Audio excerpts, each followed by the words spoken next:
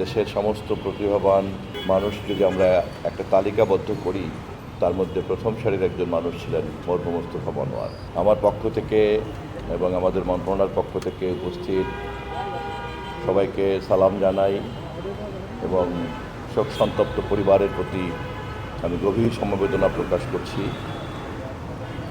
এবং সর্বশক্তিমান আল্লাহর দরবারে মরহুমের জান্নাত কামনা করছি।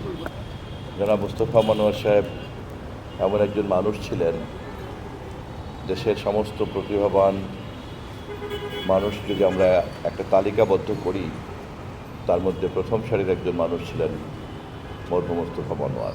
আমাদের কৈশোর থেকেই আমরা তার সঙ্গে পরিচিত, তার প্রতিভা তার কর্মের সঙ্গে পরিচিত এবং বহুমুখী প্রতিভার মানুষ ছিলেন।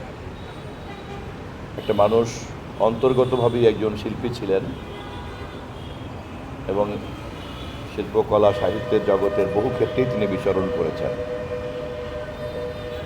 নিজে যেমন এরকম প্রতিভা চর্চা করেছেন, অপরদিকে এই ধরনের প্রতিষ্ঠানগুলিকে নেতৃত্ব দেওয়ার চেষ্টা করেছেন এবং যেখানেই যখন দায়িত্ব এবং নেতৃত্ব পালন করেছেন, সেখানেই তার কর্মের এবং তার আন্তরিকতার এবং তার দক্ষতা, যোগ্যতা এবং সর্বোপরি একটা মননশীলতার ছাপ সকলের কাছে তিনি রেখে যেতে পেরেছেন। আমাদের জন্য খুবই সৌভাগ্য যে তার অন্তিম যাত্রার সময় তার দীর্ঘদিনের পরিচিত এই প্রতিষ্ঠান বিটিভি, এখানেই আমরা সবাই তার জানাজায় অংশগ্রহণ করতে পারছি।